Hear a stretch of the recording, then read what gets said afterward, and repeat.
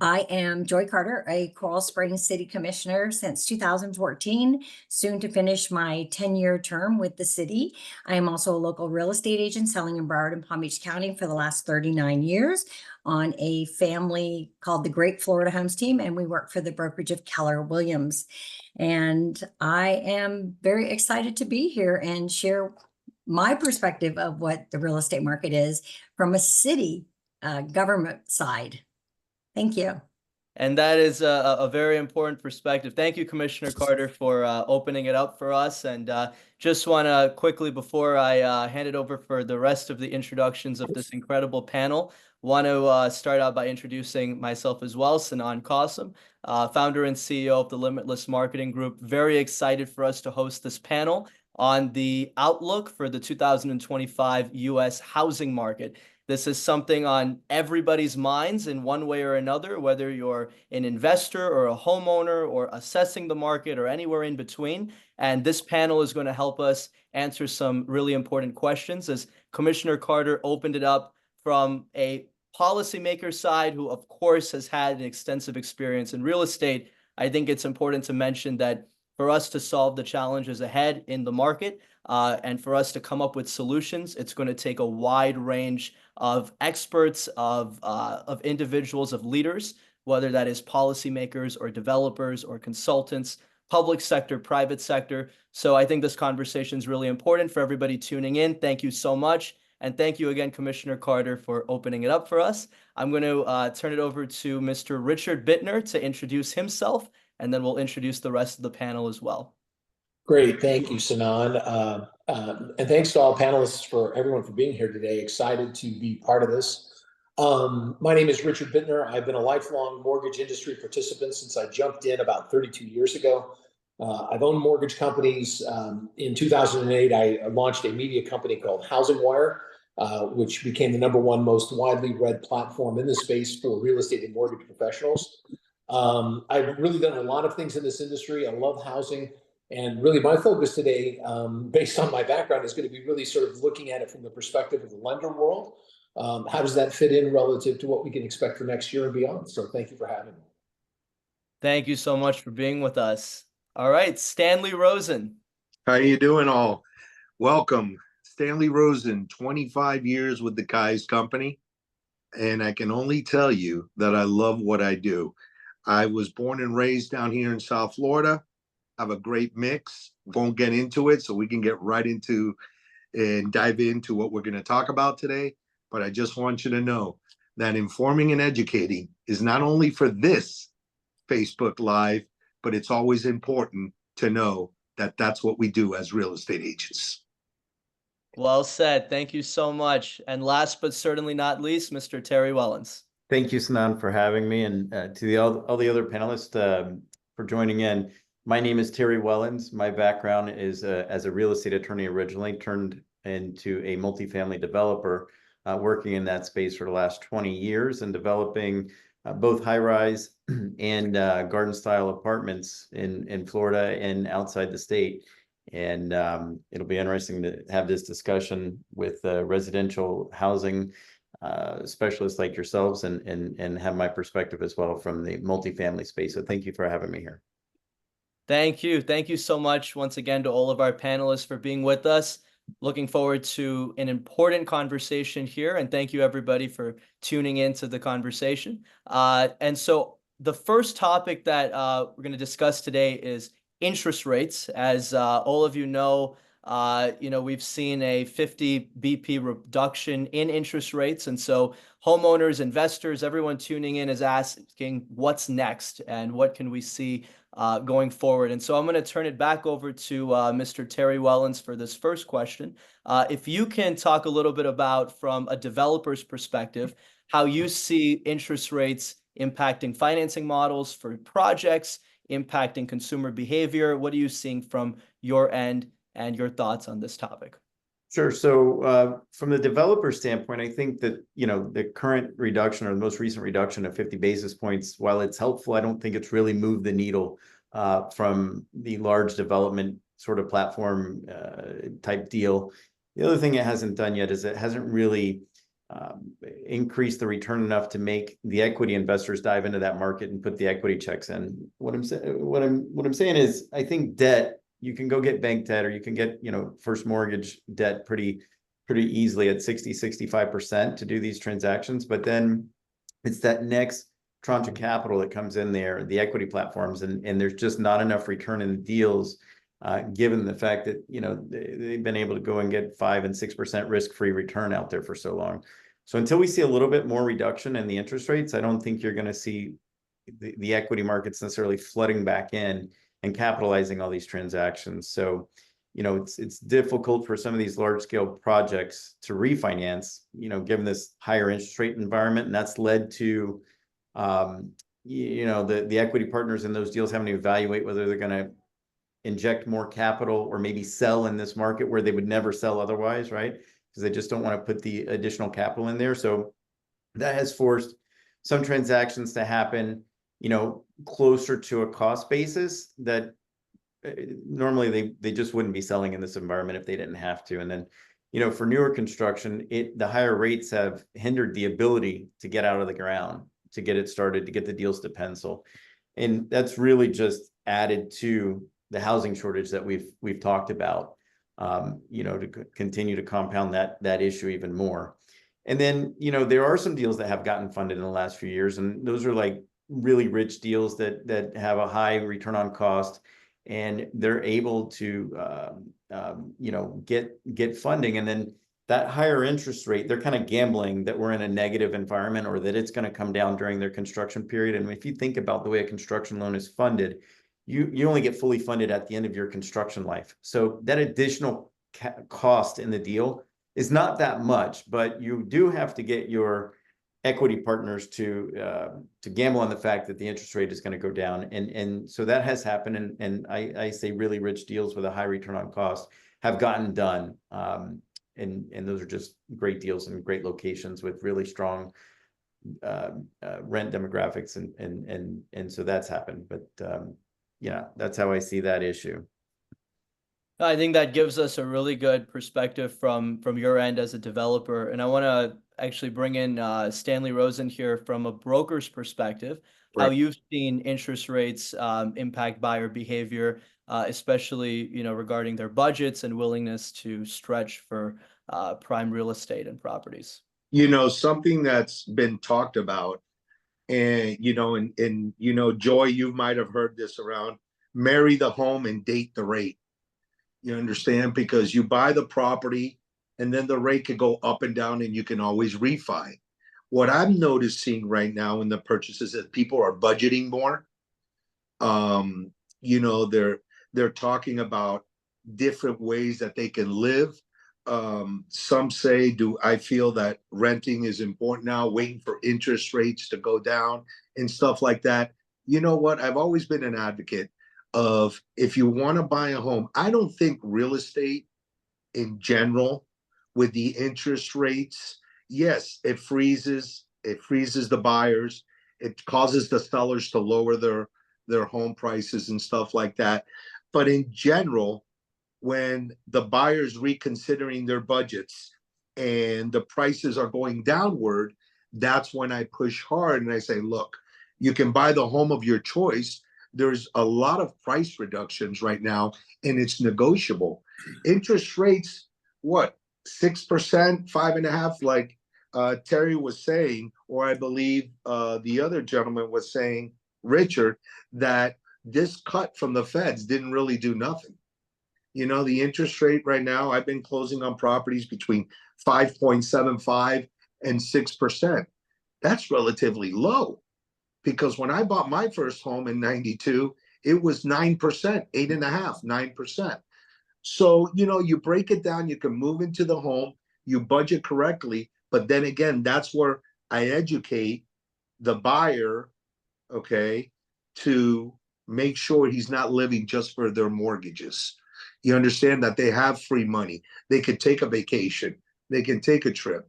So there's a lot of people are just hanging on the sidelines, waiting what happens. Also, there's a presidential election, okay? In the 25 years I've been in this business and watching interest rates, You know, we had 9/11 in 2001.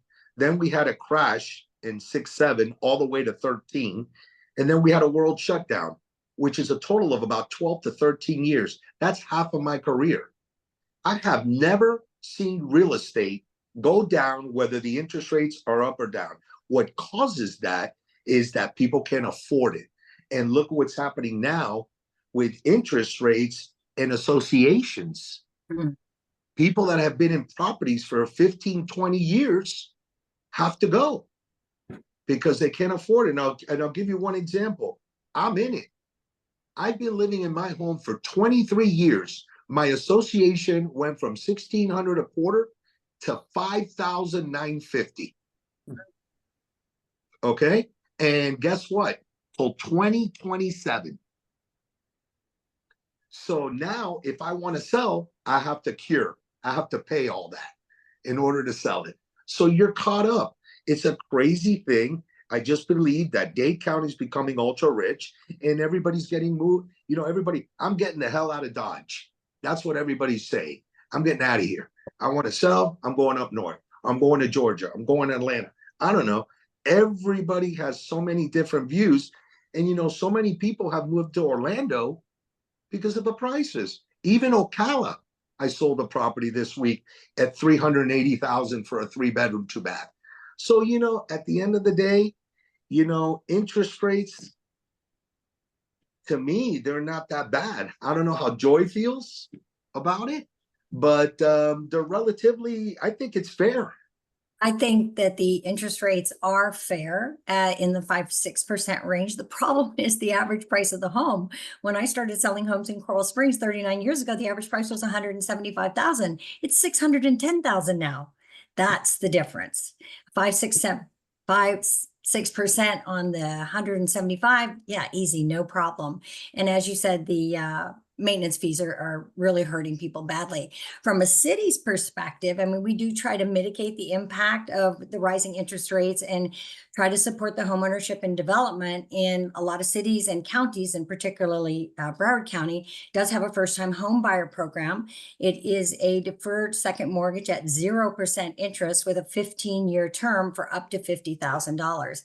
It's a little bit of help. It's not a lot, but you know, they try to gear those programs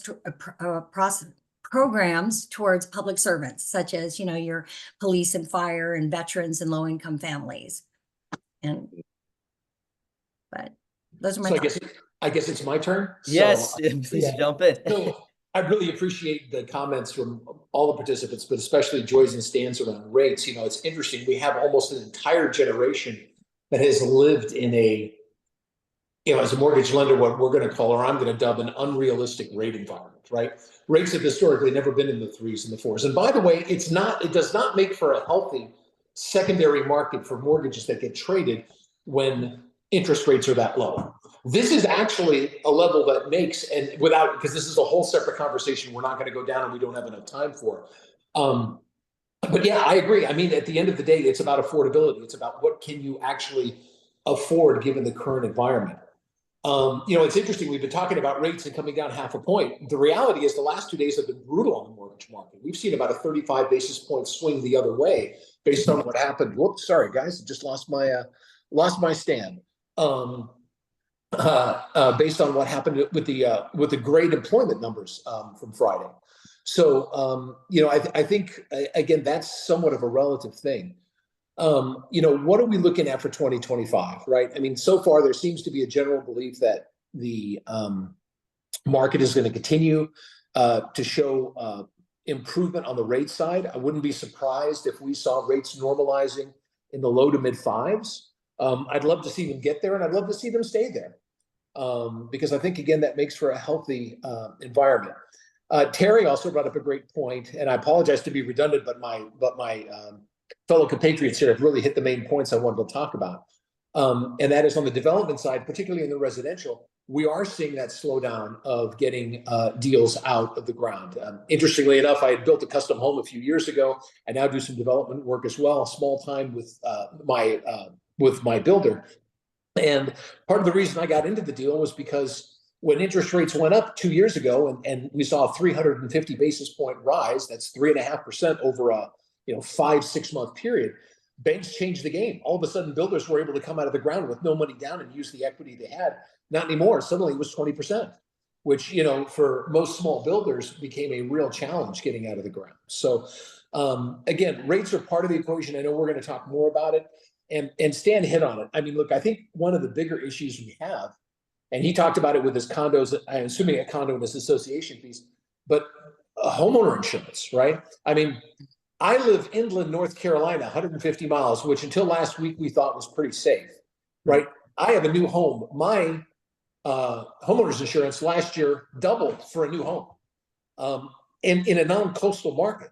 Right. We're all over. This isn't unique just to me. I don't have to tell the folks here on Florida what's going on. You guys have been front and center with getting beaten up on that. And this is going to be a real issue on the mortgage side, because it's going to come into play eventually relative to approvals, and it's definitely going to have an impact. And I am fearful for my friends in Florida, because I'm concerned if there's a market that the industry is going to tighten up with first, it's Florida, because it's clearly seeing some of the biggest challenges on the HOA side. Yes, sir, Richard. Side, I should say. Yeah. And another thing, I know that we talked about interest rates, but this is the thing. Everything is crazy. The other day, they didn't want to give out an individual insurance because the roof exceeded 20 years when it used to be 30 years. Oh boy. So now the insurances, like Citizen, now at 20 years, they're asking for a new roof. So it's not only the different situations that are happening with the interest rates, it's everything behind it has gone up 2 and 3 times. Look at me, 23 years. I'm thinking of leaving. It's $2,000 a month in association. Yeah. For nothing. And your mortgage was probably half of that when you got the house. $1,734. Yeah. Is my mortgage. Yeah. Dan, and what was it when you started? Probably half of that, right? Yeah, because right. Yeah, right. Exactly. 20 years ago. So it's just Stanley. crazy. It's not just the interest rates, it's everything that goes with it. yep. Stanley, if I heard you correct, you said that that's through 2027, your increase? My increase is through 2027. The insurance tripled, okay? And they hit us with a roof assessment of 20 years. Yeah, so I was going to say, it sounds like there's some capital improvements, maybe deferred maintenance in that number. Yeah, well, I don't know how it works. All I know, we have 2.4 million in reserves. So I'm wondering, when is that used? Yeah. So, You don't live in Turnberry, right? No, I'm in Weston Hills Country Club. Oh, okay. Okay. My in-laws live there. I'm gonna have to check and see if theirs went up. No, there didn't go up because I live in the Legends where it's 100% maintenance free. You don't do nothing. They paint your house. They do this, they do that. And that's why I moved there. Because Theirs is the same. Theirs is the same. They've lived there since like 95 or something. Yeah. Yep. Yeah, so I want to actually bring in Commissioner Carter again here, because the next topic that I want to turn to and let this discussion continue to take a life of its own is on affordable housing. I know this is something from a policy standpoint and from a policymaker standpoint at the city level you've been looking at and discussing a lot. And so, tell us a little bit about what are the solutions that are being discussed? How are developers, looking to meet the needs of the communities with affordable housing? And if there's any models that you're seeing, whether it's in Coral Springs or Broward County or, anywhere else in the country that's really working on this issue. And then we'll bring in everybody else on this as well. Well, my experience is obviously only to Coral Springs. I can't speak for other cities. We do provide incentives for developers when constructing affordable housing, or we include density bonuses for projects that include inclusionary units, or we expedite plan review, things like that. For the affordable housing options, when a development is requesting a comprehensive plan review, if it's 200 units or more, then at least 10% of those units have to be affordable housing. We're pretty much built out, so that is another reason that we don't have a lot of options here. But we do have a community redevelopment agency. The CRA has done a wonderful job of areas specific to that were sorely, blighted because of age mostly. And we are encouraging mixed use development that blends both the commercial and the residential spaces. And that is right in the middle of our downtown. That so far, if you work with the CRA, you have a financial benefit to you that is offered. And we do have some additional benefits and bonuses outside of the CRA, but our focus is definitely on affordable housing. When we redeveloped the four corners of our city, which is Sample and University Drive, the original plan was to have condos and rentals. And when they priced out those condos, they were starting at 600,000. And I don't think too many people want to look at Sample and University for 600,000. So, you could probably go to the beach for that. And so that's how they largely became rentals. But one of the things that people forget is in 2003, 2004, when the real estate market was taking off like crazy, the majority of our rental inventory converted to condos. So this is just a replenishment of that inventory. People get a little bit upset when you tell them you're building rentals. Well, on that note, I'd actually turn and look at this from the developer side, right? So, Mr. Wellons, if you want to come in here and tell us a little bit about how developers can better address this demand for affordable housing, public-private partnerships that might be effective and viable, and anything else that you're seeing on this topic. Yeah, so I mean, it's difficult, right? Because at the end of the day, the capital markets respond to a return on investment, and you got to hit those parameters to make a deal successful. So you got to start with that. So once you're working, with that minimum requirement, now you kind of got to bring in the municipality, and you got to work with them to help you achieve that goal. Just like she said, you can work with the CRA, you can get grants, increase in density, reduce the parking requirements, go through private providers to reduce the delays and hasten the inspection time. Some sort of waiving of taxes, grants, and then the city together or the municipality together in partnership with the developer, seek out federal incentives for infrastructure improvements and grant funds that are available. Problem with that is those are kind of on an annual and rolling basis, and if you don't get it this year, now you're working for it for next year. Meanwhile, the market's moving, everybody wants to move. It makes it difficult. So you really got to have a good partner in the city to do that. And obviously in exchange, you can get dollars into the deal so that you don't have to bring as much equity. So maybe that reduces the amount of return that you need.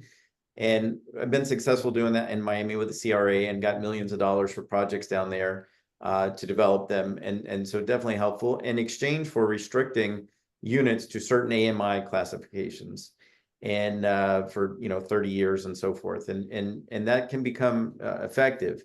I think one of the most important things that you need, there's also, TIF funding and tax incremental finance funding that helps.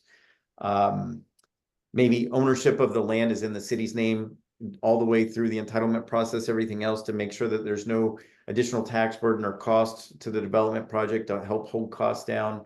But again, one of the things that is most important, in my opinion, is a really creative and effective economic development team within the local municipality. You need somebody that's really good on the inside, that knows how to work their system to get through their red tape and everything else to help that developer work together to achieve the goal. So human capital can't be underestimated in that equation.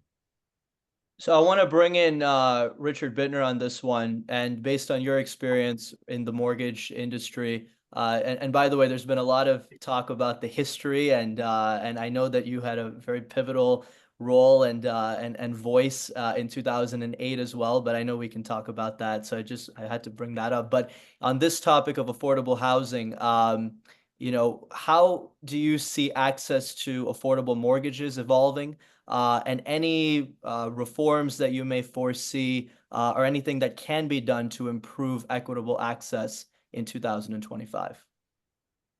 Thanks, Sinan. Well, so first of all, Joy and Terry hit it on the head. I'm involved in some development projects here with the city, or trying to look to do with them. And these things only work if there's a true partnership between all the players. The city of Raleigh here has definitely gotten involved and is fortunate to actually own several tracts of land that are significant. So they've been parsing these off every year. Right. Look, when you want to make things affordable, I mean, we don't need advanced degrees in applied economics to understand the fundamentals of how this works. You need to lower my payment if I'm a consumer. How do you lower my payment, right? You either make the property cheaper, you make the payment cheaper, you do some combination thereof to get there. From the mortgage side, certainly one of the things that we've been talking about that has existed, but not to a greater degree, has been upping the amortization, right? The standard has been the 30-year mortgage. Well, what happens if it becomes a 40-year mortgage? You know what happens? Payment goes down. Now, that's at a trade-off. You're building equity at a slower pace. There's other issues potentially on the securitization side to consider. But the reality is, I would not be surprised if the industry as a whole made this move, not because it maybe even for survival, right? Because the reality is, look, the mortgage industry is a business. And as much as we'd like to think that we're all in the business of trying to house folks, which we are, the reality is it's still a capitalistic system. So I suspect over time, as the affordability issue continues, I think those in Wall Street are going to look and try to find a way to make a 40-year mortgage a palatable product. Now, the other part we haven't talked about is the actual structures themselves, right?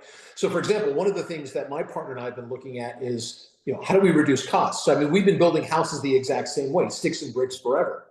One of the things we've contemplated, is we've now started to see the first 3D houses being printed, which has been phenomenal, and actually at not unaffordable prices. Of course, to do this at scale is a whole different game. By the way, it also runs into a problem because if you're familiar with the 3D houses that have been built, they've been in Texas, which genuinely speaking is not as humid of a market as Florida. And there seems to be some concern about how a 3D house is going to stand up under significant temperatures with high humidity. So I'm not quite sure having houses that melt on us is the answer for South Florida. But the point being is we need to look for alternatives in that respect, right? We've got to find ways to be able to produce materials that can build a house cheaper, faster, in some sort of meaningful way. So yeah, those are the areas that I would focus on. Yeah, 40 years. I heard that a lot. And I wish they would, is it good to bring it in 40 years? I mean, they were talking about that. I think they were talking up to 50, weren't they? Yep, they have. They talked up to 50. I mean, yeah, but at the end of the day, listen, Washington Mutual gave you a house with 100% financing and then gave you closing cost.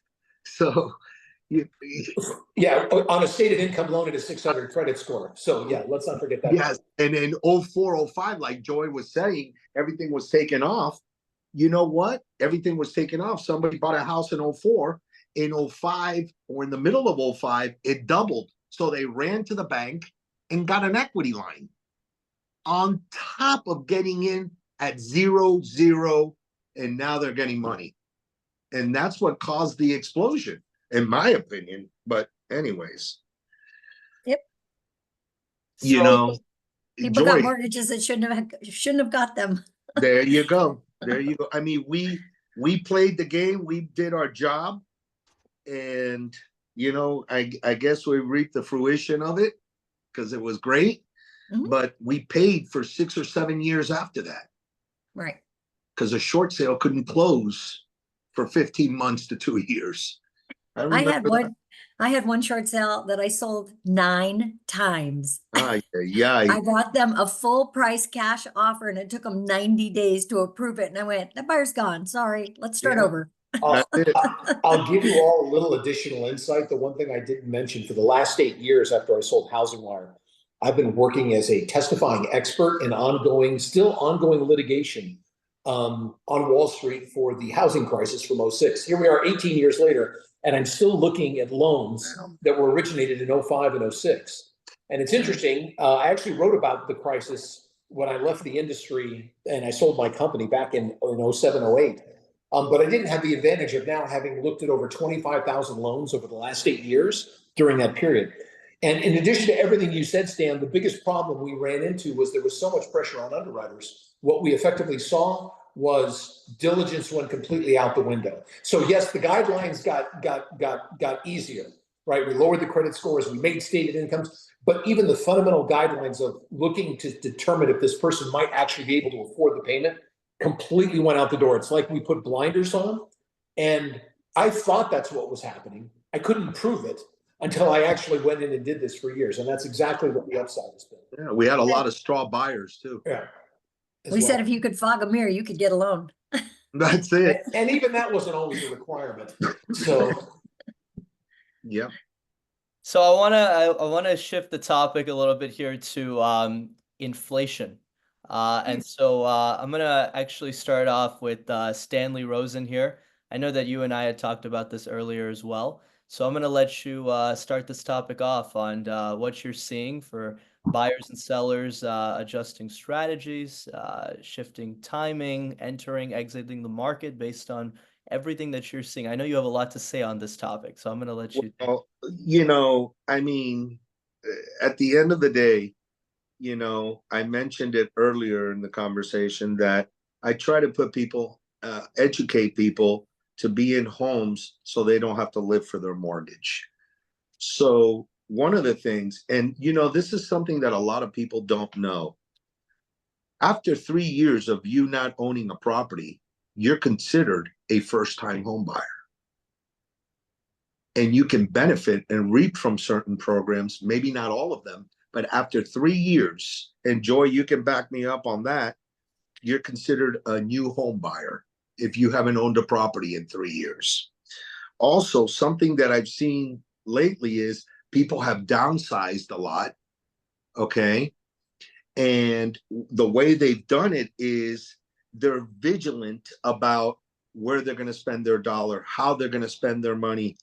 And the middle class, they can't buy a property at what, $70,000 a year. It used to be 60, now it's 70.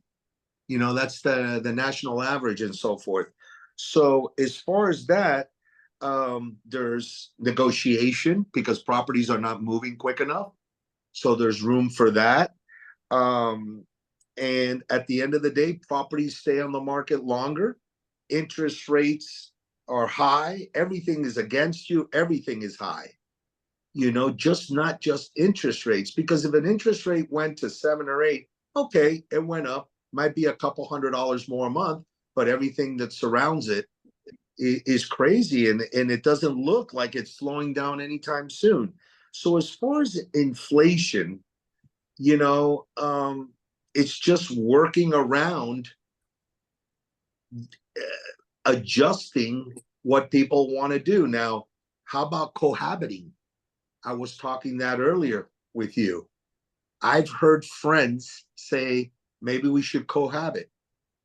I mean, I don't know, to save money, live under one roof. Like I was mentioning earlier, in Homestead, Florida, they're building homes where 2 families can live, kind of like a duplex, but brand new homes, with separate entrances and everything. So also I heard that they need to move the line, so they can build. And I think also something that's going to be really big is that rentals are still going to be in favor. Maybe not private rentals, but, community rentals where you only need to pay for, an application fee and then your first move in and then another junk fee that you'll get. And you're in, compared to a rental that you got to give 3 months, a security pet, that pet, this, and deal with an owner. So there's a lot of communities, and my daughters that are 27 years old, one is is an attorney, okay, and the other one is in corporate hiring. They get 6-figure jobs, and they're renting right now 1 bedrooms in Las Ola Boulevard for $3,000, and it's 900 square feet. So they want to adjust. They want to buy a townhouse, and I tell them everything that's going on. It's just not the rate. It's just everything right now. And right now, everything is dropping because of the presidential election. Interest rates go down, gasoline goes down. The eggs, instead of being $18 or $16 now for eggs. No, I'm just exaggerating. But, all the crazy things that are happening out there in today's world that has caused the people to tighten up. So I really don't have a solution. other than budget yourself accordingly and adapt to yourself to what you can afford to live in. You know, that's my take on that. I think that's good advice to, for everybody tuning in terms of being prudent. And I'm going to bring in Terry Wellons on this one from your standpoint, in Sure. terms of looking at this from, if rising material, labor costs, how that might have and may be impacting your projects, your project timelines, financial viability. If you want to talk a little bit about this as well.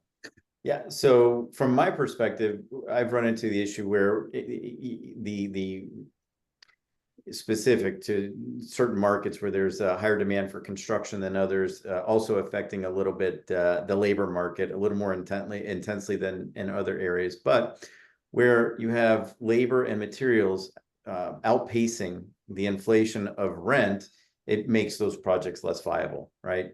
To the extent that there's wage growth that exceeds the inflation, or at least keeps up with it, it's kind of the same thing. You're in the same place. You're spinning the wheels. You're not really making any ground. You're just using more paper to pay for the same things, right? So, but in my situation and in the development projects, really the rising material costs and labor costs are holding back many good projects that you either have to rework the plans and concepts to make the projects pencil, or you basically have to put it on the shelf and wait and see what happens, or repurpose that site for something else. And in my perspective, I've chosen to wait because I think that the sites are good. The rent growth is there as long as there's growth in the market, meaning growth of new jobs and people coming into that space, it'll catch up. And specifically with what's going on and the lack of new supply coming in, there's been a lack of new multifamily housing starts. It's slowing down, so we are seeing a little bit of a tightening or reduction of certain materials and labor costs that are helping those markets catch back up. And now with the interest rates, we see a declining environment. I think we see in front of us a better runway than what we've had in the past. But from my perspective, it's caused me to have to wait and push deals out, not by 6 months, but by years, right? So those are the challenges that I've run into with that. So from the policymaker standpoint, Commissioner Carter, what have you seen and what do you feel can be done from a local government angle to implement policies that can protect low and middle income residents from the effects of inflation, rising prices, whether that be rent control, subsidies? What do you see from your end on this topic? Well, rent controls are not an option for local municipalities. That comes at a much higher level. Our commission has implemented assistance programs to help our residents that are struggling with the rising, costs, energy costs, and through our community development block grant funding is what CBDG funds. And additionally, we partner with a local nonprofit called the Coral Springs Community Chest, and we have assisted people with rents and electric bills and things like that because there is a need. I just think overall from a city's perspective, it's very, Terry had said this earlier, very important about your relationships and your partnerships and working with the economic development foundations so that they can bring in better employers that provide better wages. These are also what I think a city should push for. So I want to take this topic and talk a little bit and divert a little bit more towards homeownership. And I'm going to let Mr. Bitner start on this topic here, what we're looking at in terms of homeownership. And I want to ask you, what challenges do you expect prospective homeowners, as we're looking at our outlook for 2025, to face in 2025 when it comes to qualifying for loans? And what you're seeing in terms of non-traditional lending options as well.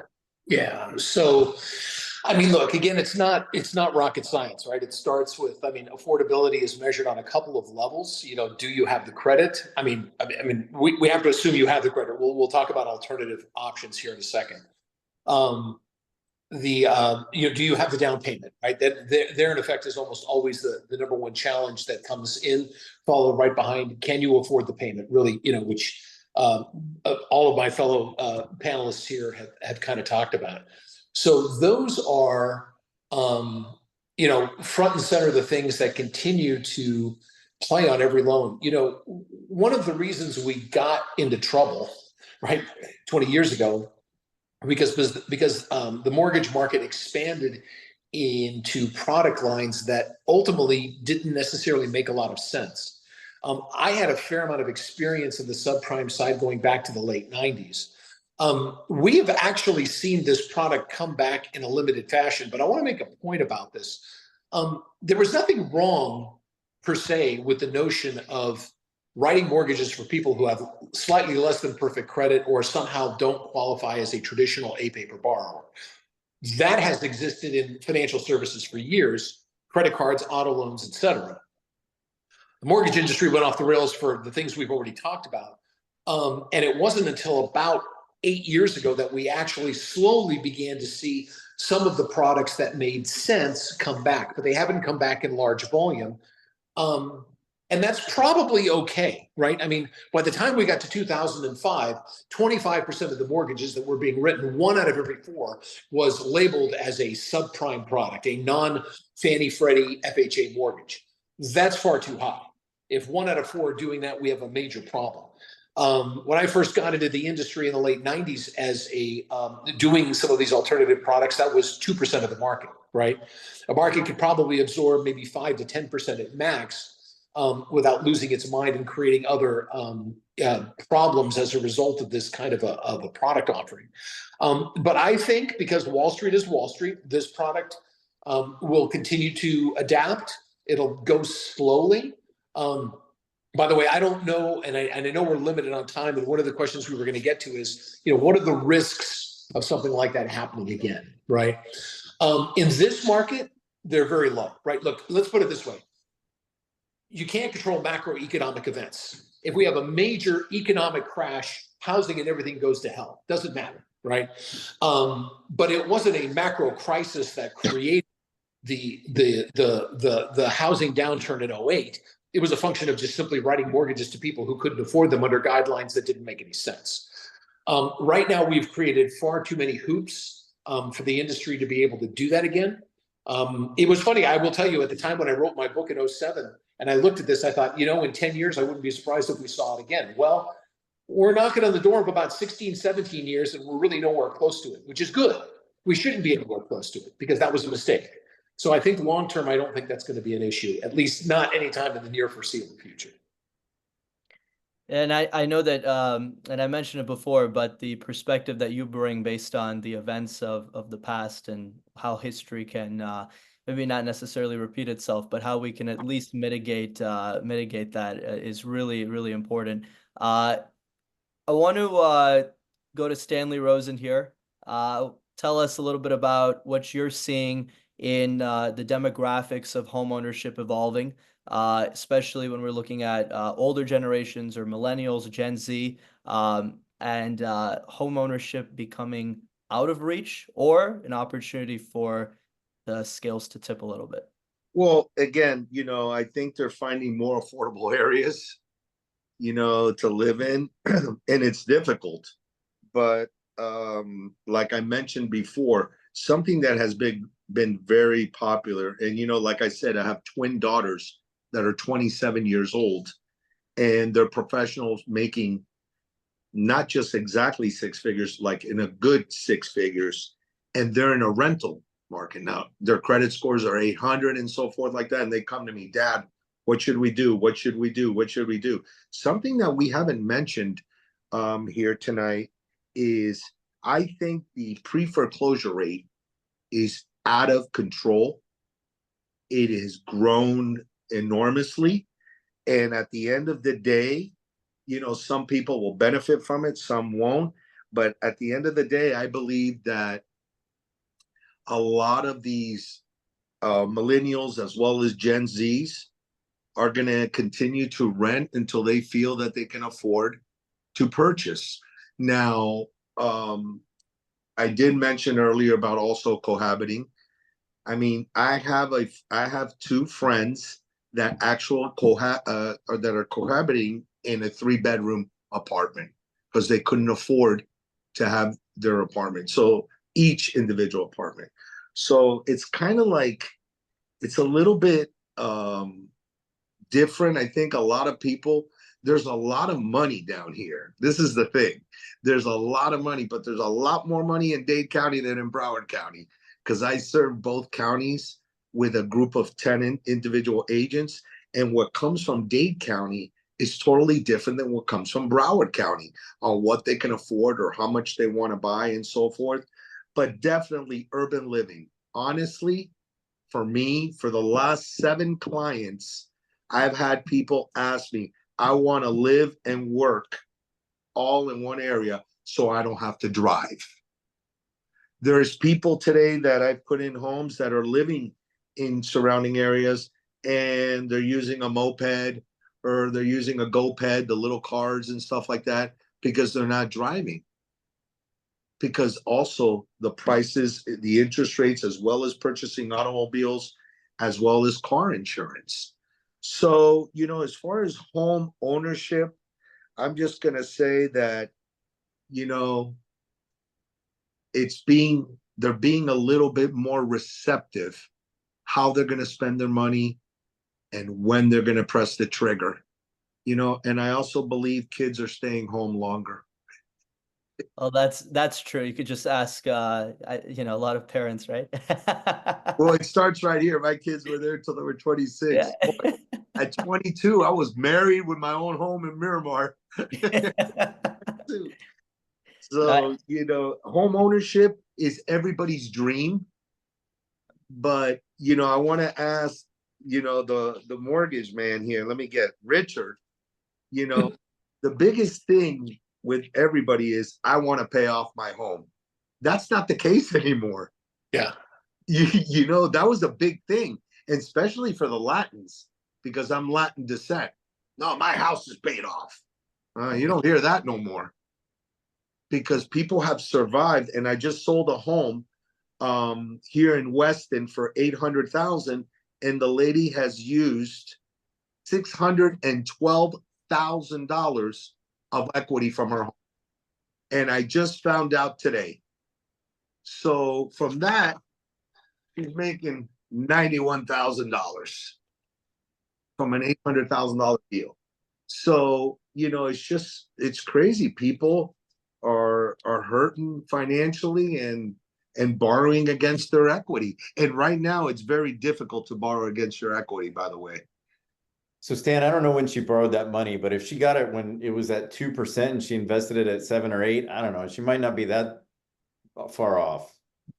Well, I'm just telling you, I mean, I didn't know that. She told me her house was free and clear. Wow. I mean, free and clear when I got that. I hope it wasn't a surprise to her. Well, no, I don't think so. Because at the end of the day, she was very clear. She got copied on this email. Yeah. But yeah, that was a big thing, to have your home paid off. Yeah. Yeah. I Does think that one of the things that exist anymore? I think one of the things that cities should do is look at their land inventory to see, you know, vacant parcels. We happen to have 2 vacant parcels in the city. The commission voted unanimously to give them to Habitat for Humanity, and we are building townhomes on them now for Oh, wow. families that have to participate in the sweat equity. They take 2 or 3 years of classes on how to be a homeowner. It's absolutely impressive. When I spoke to the CEO for Habitat, because I went to talk to the people who are going to be living in Coral Springs, she said when they opened their portal for applications, 13,000 applications in 1 week. Yeah. It's Wow. just, it's insane.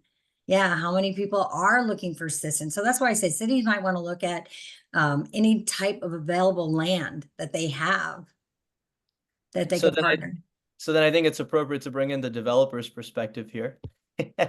No, and you know, and what is it that developers can do, you know, Mr. Wellons, on this one, to adapt to the changing demands of prospective homeowners? And I know we also talk about, you know, urban areas, right, and where there's limited spaces and higher prices. What are some of the solutions that may be out there? So it's hard to say what one should do, as the question implies, the demands are changing over time. So you're trying to meet this demand that is here today and maybe something else in the morning, tomorrow, not necessarily the morning.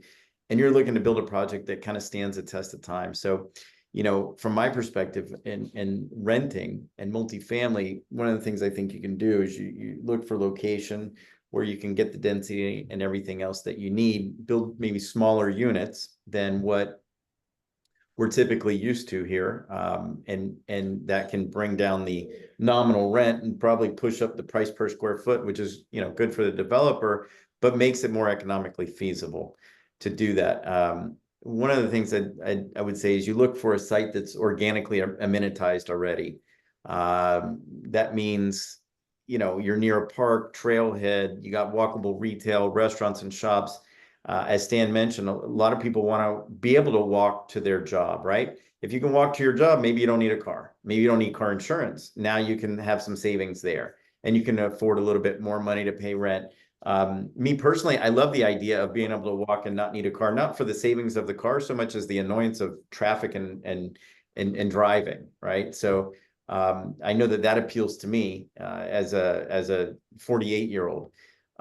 But anyway, so if you try to situate yourself around other amenities that already exist, you're not going to be able to get away from building, your pool and your gym and your other amenity areas in your building that people naturally expect. But if you have these other things that are nearby, you can maybe reduce the amount of amenities you put in. In downtown Miami, you build a 30, 40-story tower, you're not getting away from it. You're going to build 2 floors of amenities. You're going to do your pool decks. You're going to do all of that. But the rent's there $4 a foot. It pencils, right? In these marginal areas where it doesn't pencil or the land is so expensive, looking for these other solutions can be a creative way to get there and help balance the cost. And make deals work a little bit better and be attractive to the tenants at the same time. Because we all want to live in a highly amenitized building. But if you live in a highly amenitized area, it's going to cost the builder less. And let me tell you something, to piggyback on what you just said. They'll take a smaller apartment for the amenities. Yeah. They will take a smaller apartment for the amenities. And I that's big right now, the amenities of the building. And then you go into your 600 or 700 square foot 1 bedroom or studio. And that's where the developers are really competing on amenities today, right? Yeah. And so that's everyone's trying to outdo the other, especially in the large scale, 30, 40-story, 20-story, whatever. High-rise buildings, that's what we're doing. So whether you believe it or not, we're getting to the final part of the discussion, which I know it just went by like that because but we're not done yet. I want to give each of you a chance to give some concluding remarks based on the discussion, things that you feel should have been covered but weren't covered, things that were covered that you may want to add a little bit more depth to. But all in all, the question that I would like for you to answer here is, one, what are the biggest disruptors to the housing market over the next 5 to 10 years, right? Whether that's technological, financial, regulatory, and what should policymakers, developers, home buyers, everybody watching pay attention to as they prepare for the future? So our ultimate 2025 and beyond housing market outlook. And let's start it out with Richard Bitner on this one. Well, mine is going to be a bit redundant. I think the next big crisis we're going to face is on the homeowners insurance side. Yeah. We've already seen it. It's going to continue. It's not going to go away. And policymakers at the local, state, national level, along with business interests on the insurance side, are going to have to figure out a way to make this, that side of the equation more palatable. I don't know what that's, but it's definitely a challenge to try to work through. So, thank you, Terry Wellons. Yeah, I think I'd be foolish not to say something to do with AI, right? So that's got to be coming in somehow, whether it be how they track all the rents in every building and every floor plan and everything else, and and somehow control the rents through that technology in some fashion that we're not aware of yet. The other one is, I think, on Richard's comments, regulatory, right? Especially with the insurance. There's no way to really regulate that except on a federal level. In Florida, you know, if you're an insurer and you're able to pull out and you're left with only 3 options, well, they kind of have a monopoly. So I feel like there's got to be some regulatory control that can come in there. And if you're going to play in the US, maybe you have to scatter your risk around the US and can't overlook Florida or Miami or certain things like that. I don't know the answer to it. Not that smart and definitely well above my pay grade, but I feel like that could be a big disruptor and it could help or hurt the market. Very. I say move Yep. along. One thing I've learned as a real estate agent and becoming a local elected official is I have a lot more power as a resident than I realized that I had, especially with the state, right? Maybe not so much federal, although I do have a good relationship with the congressman. You can go to these people and bring them exact stories of things that are not working and that are going wrong. I mean, I am fortunate to have been a home rule hero because I am up their butts every legislative session begging, don't pass these laws. You're killing us, right? You're killing our residents. You're killing home buyers and everybody else. But if they heard from more of us, we'd get a better response. It can't just be your local elected officials.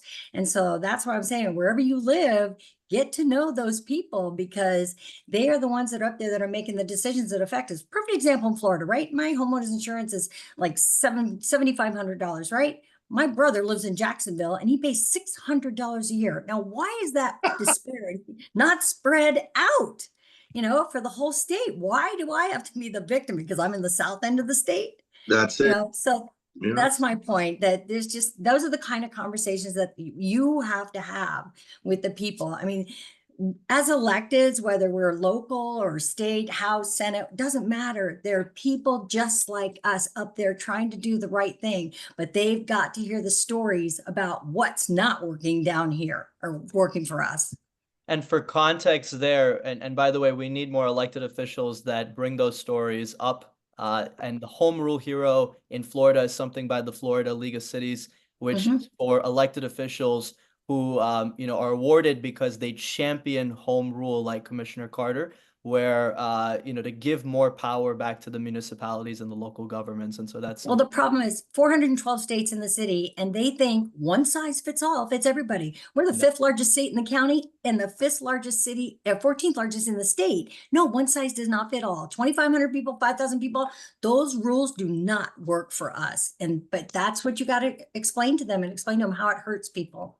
yes, And that's absolutely. a great point, Joy. Stan Rosen. Yeah, that's a great point.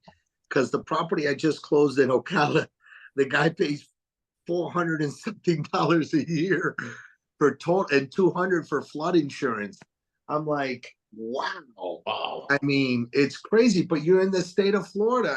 I don't get it. But I like what Joy said. Why don't they divvy it all up and make it for everyone the way it is? You are living in the same state. You know, I don't know. It's just, that's a crazy one. But I like what Joy said. Break it up a little bit. Well, I think the insurance issue is not limited to Florida. I mean, I have deals outside of Florida and have seen the insurance cost double as well. But I get the feeling that there's a lot more wood to chop there and a lot more that could be done to level that out and spread that risk across, let's call it the US and you know, national players that come in, certain risk type insurers that are AAA rated and so forth. I think there's a way that could be worked upon to help everybody out. There's going to be some that win and some that lose, right? But I think in the end, it's going to be more palatable for all. I think from Florida itself, we have a risk, right? Because if people start leaving Florida and our growth goes the other way because of the insurance cost and these condo association fees and everything else, then legislatively, we need to do something to fix that. We need to figure out how to get that funded and to solve that problem before people start exiting the state. Or the prices of homes, regardless of what type of home, will have to come down. because it's the only way somebody's going to be able to afford the overhead. Absolutely. Can't really fix that, but for supply, if you have the demand, right? So you need to Right. supply. Yeah, there's a lot of things, right now when I do a net sheet and I explain to the buyers and I tell them everything and it totals out.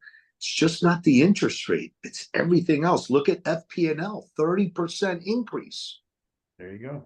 Yeah. I used to pay 380. Now I'm paying 512. I'm getting blown out of the water.